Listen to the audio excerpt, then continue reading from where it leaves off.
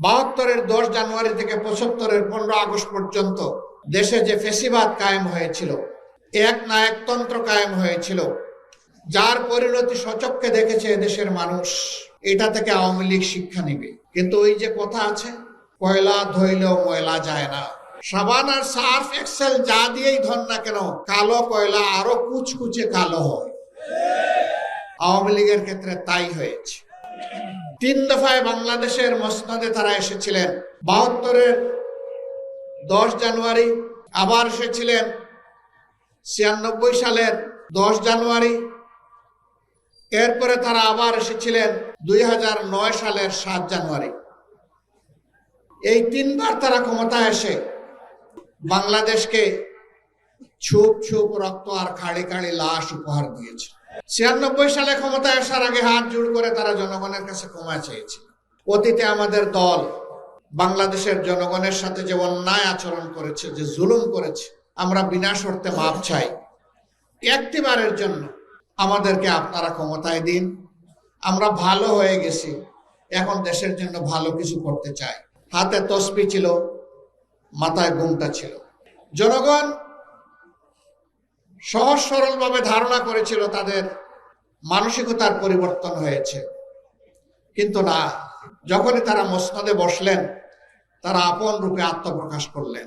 আপনাদের মনে থাকার কথা, তৎকালীন প্রধানমন্ত্রী চট্টগ্রামে গিয়ে বলেছিলেন, চট্টগ্রামের নেতাদেরকে তিরস্কার করে, একটা হত্যাকাণ্ডের ঘটনাকে কেন্দ্র করে, তোমরা কি হাতে চুড়ি পরে বসে আছো?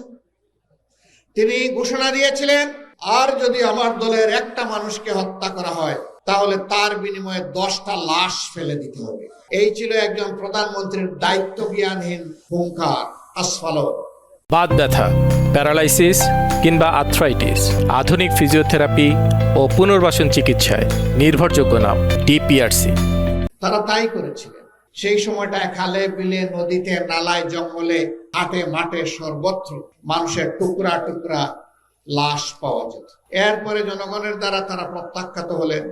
আবার অস্থিতিশীল পরিবেশ সৃষ্টি করে 2006 সালের 28 অক্টোবর প্রকাশ্য দিবালোকে পল্টন মোড়ে সাপকে যেভাবে মারা হয়, সেইভাবে লগি বৈঠা দিয়ে পিটিয়ে পিটিয়ে মানুষ হত্যা করা হলো। এমনকি বিশ্ব বিবেক আর মানবতাকে লজ্জা দিয়ে সেদিন মাটিতে পড়ে যাওয়া নিতর শরীরের উপর উঠে তারা লাফালাফি নাচানাচি করেছিল। এরা কোন প্রজাতি? এরা কি আসলেই মানুষ প্রজাতি? পশু এরকম আচরণ করে, তারা তাই করেছিলেন। সেদিন টেলিভিশনের সামনে বসে থাকা শিশুরা চিৎকার দিয়ে অনেকে বেহুশ হয়ে পড়েছিল। দেশ বিদেশ থেকে ধিক্কার জানানো হয়েছিল, কিন্তু না, তারা এর মধ্য দিয়ে জানান দিয়েছিল, আগামীতে চলে বলে কৌশলে আমরা ক্ষমতায় যাবই, আর আমরা ক্ষমতায় গিয়ে যা করব আজকে তার একটা রিহার্সেল দেখালাম বিশ্ববাসী।